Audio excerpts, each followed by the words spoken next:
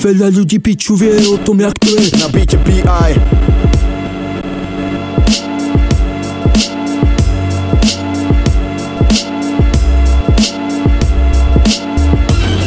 Počúvaj, aj keď nie je jedno, kde žiješ na tejto planete. Všade je nejaký systém, v ňom chybia obete. Hovoria, že bojujú proti zločinu vo svete. Najväčšie kurvy aj tak sedia v parlamente. Ovládať tvoju myseľ je presne to, čo chcú. Aby si príliš nemyslel a prijal realitu, ktorú si vytvárajú prostredníctvom médií. Keď tomu všetkému veríš, si hlupý a naivný. No a za to všetko môžu peniaze a moc, chamtivosť. A človek, ktorý nemá nikdy dosť, je už tak namotaný, že stratil zábrany. Tak čuduj sa svete, že je taký priebaný. Preto keď nás bude veľa, budeme eliminovaní. Možno biologickými, možno inými zbraniami. Potom prídu s vakcínami a stanú sa záchrancami. Biznis prešpekulovaný, kokoti vyjebaní.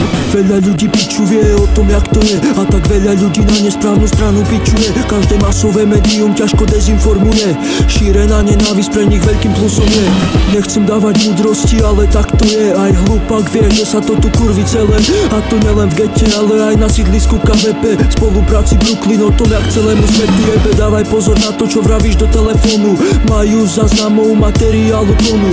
Vidia ti do domu, aj keď neveríš, hoci komu nepríde bod zlomu, bo sa dobre držia trónu. A tak tam si jebu mater, kokoti vo vate. Nemyslí si, že je veľa to, čo dostávate. Je to iba minimum, väčšinu máte vzaté. A tak na kokotov zarábate, na svoje životy nadávate. Pičujete, ako nič nemáte a sa nevzoprete, bo sa posierate. Slováci sa nedivíte, že ste v takej piči, bo to sami nevidíte. Keď nič nespravíte, zdochnete vo svojej naivite.